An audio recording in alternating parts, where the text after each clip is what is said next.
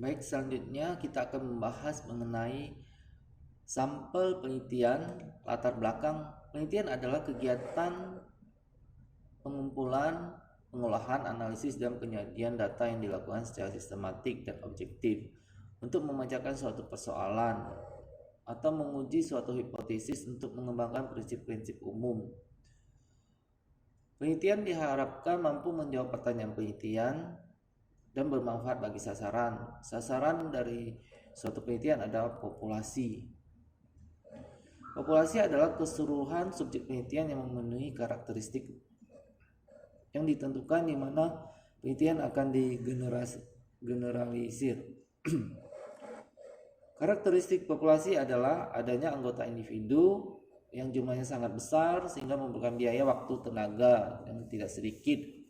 Untuk mengefisiensikan biaya, waktu, tenaga diperlukan metode sampel dalam sebuah populasi. Prosedur, syarat, dan jenis sampel merupakan beberapa hal yang perlu wajib diketahui oleh peneliti.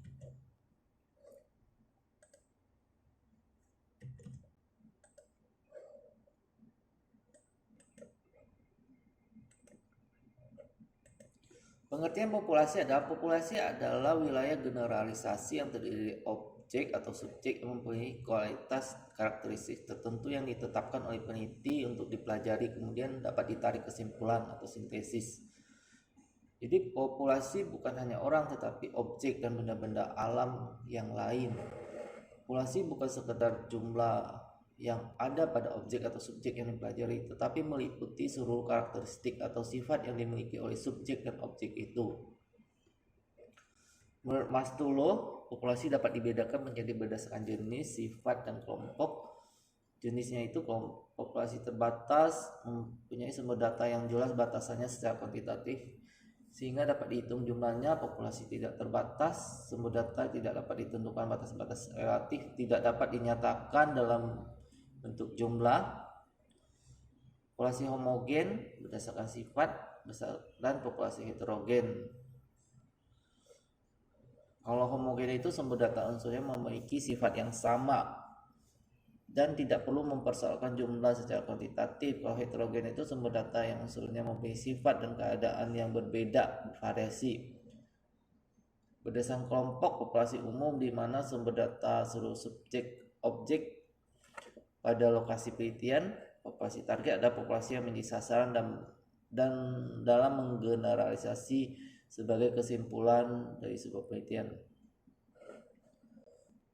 Pengertian sampel. Sampel adalah bagian dari jumlah dan karakteristik yang dimiliki oleh populasi. Peneliti tidak mungkin mempelajari semua yang ada populasi karena beberapa alasan. Misalnya ada keterbatasan dana, tenaga, dan waktu. Maka peneliti dapat menggunakan sampel yang diambil dari populasi itu. Dalam pemilihan sampel, biasanya peneliti dihadapkan dua permasalahan sampling, yaitu menyangkut ukuran sampel dan teknik pengambil sampel. Pertimbangkan untuk menentukan jumlah sampel berdasarkan keragaman sampel, tingkat keyakinan, toleransi, tingkat kesalahan, tujuan penelitian, dan keterbatasan penelitian. Cara mendapatkan sampel yang representatif adalah derajat keberagaman, mengenal ciri-ciri khusus populasi yang sedang dan yang akan diteliti. Pada populasi yang heterogen, kecenderungan menggunakan sampel dan jumlah yang besar sulit dihindari. Penggunaan teknik sampling yang tepat. Ini adalah pertimbangan untuk menentukan jumlah sampel. Metode pemilihan sampel. Pengertiannya ada teknik pengambilan sampel yang memberi peluang bagi yang sama bagi setiap anggota populasi untuk menjadi sampel. Penggunaan teknik hanya digunakan bila setiap anggota populasi bersifat homogen atau diasumsikan homogen. Ini yang probability sampel ya, jenis sampel random sampling, systematic random sampling, stratified random sampling, dan cluster sampling.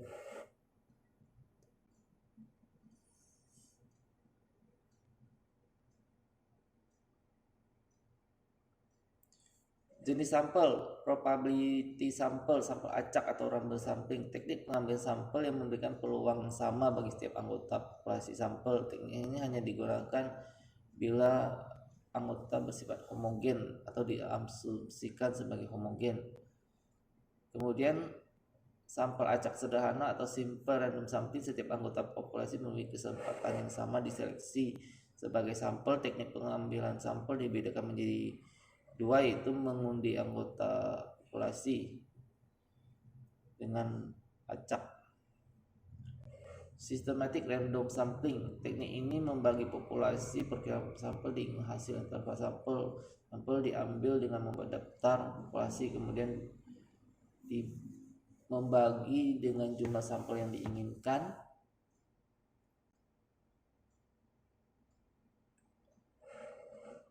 Kemudian stratified random sampling. Teknik ini dilakukan apabila unit populasi bersifat heterogen. Dilakukan mengidentifikasi karakteristik umum dari anggota populasi, kemudian menentukan strata. Cluster sampling. Teknik ini dilakukan apabila objek yang diteliti sangat luas penduduk pada suatu negara, provinsi, dan kabupaten. Pada teknik ini tidak mendaftar semua anggota populasi, tetapi cukup mendaftar banyaknya kelompok gugus yang ada populasi, kemudian mengambil sampel berdasarkan gugus tersebut. Non-probability sample. Teknik pengambilan sampel tidak memberikan kesempatan kepada anggota yang sama. Kelemahan tekniknya kurang berkontribusi untuk generalisasi populasi penelitian pemilihan sampel secara acak. Sampling sistematik, kemudian sampling kuota, sampling insidensial, sampling purposive, sampling jenuh, normal sampling. Sekarang kita masuk ke perhitungan besar sampling, rumus Lovin dan rumus Taruyama-Masturo.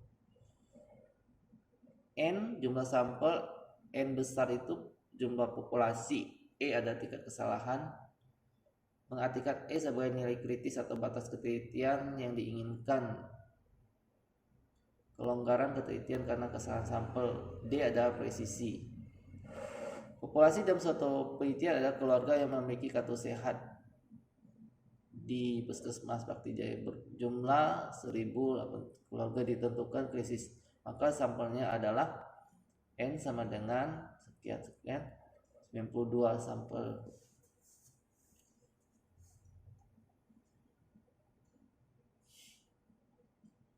Kemudian menurut nomogram Hariking, jumlah populasinya maksimum 2000, taraf kesalahannya ada 0,3 sampai 15%. Ini contohnya. Jumlah sampel untuk estimasi rata-rata satu populasi.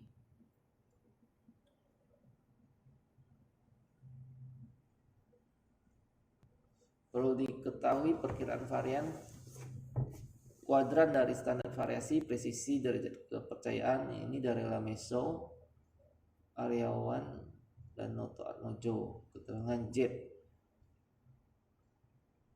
alfa kesan tipe 1, alfa 2 varian, E presisi, D presisi, S standar deviasi. Contoh, seorang peneliti ingin melakukan penelitian tentang min berat badan remaja laki-laki di daerah Z, tingkat kepercayaan 95, presisi 1,5, standar variasi 6 kilo. Selanjutnya data ini dimasukkan ke dalam rumus N sama dengan Z alpha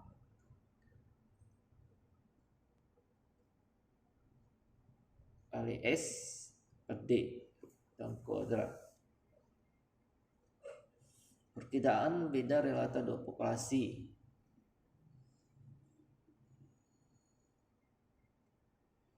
Jika kita ingin meneliti perkiraan beda relata dua populasi,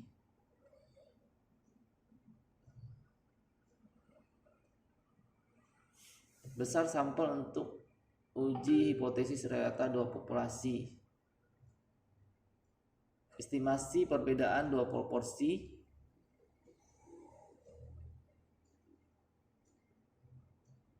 uji hipotesis terhadap dua proporsi, penelitian cross-seksional,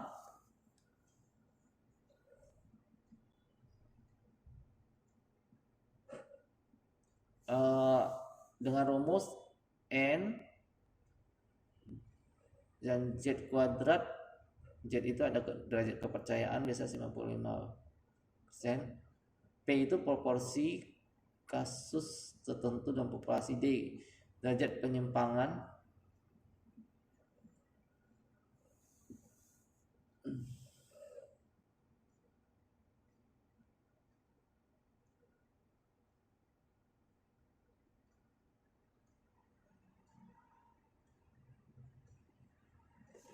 Contoh, suatu penelitian ingin mengetahui proporsi resume medis yang tidak lengkap pada rumah sakit S, namun populasinya belum diketahui. Untuk derajat penyimpangan diketahui adalah 5%, maka sampel yang dibutuhkan adalah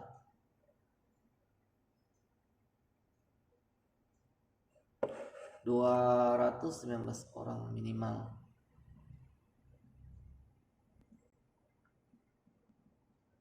Sampel berstrata. Kemudian ini dengan penelitian kohort,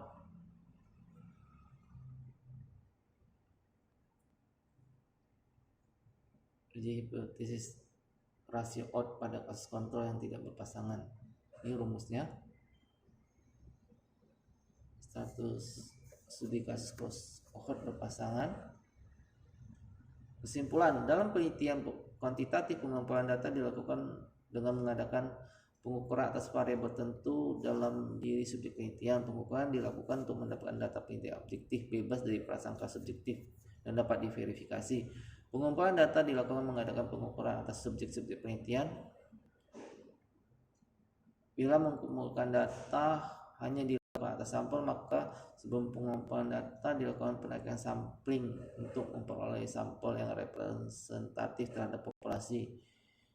Kesimpulan, metode pemilihan sampel terdiri dari probabilitas sampel acak, non probabilitas sampel. Pada sampel acak, setiap individu populasi berpeluang yang sama. Teknik ini dapat dilakukan bila anggota populasi pada yang homogen. Perhitungan besar sampel merupakan salah satu bagian penting untuk merancang penelitian, dan memilih rumus besar sampel harus berdasarkan tujuan penelitian, rancangan, dan hipotesis penelitian. Terima kasih, semoga bermanfaat.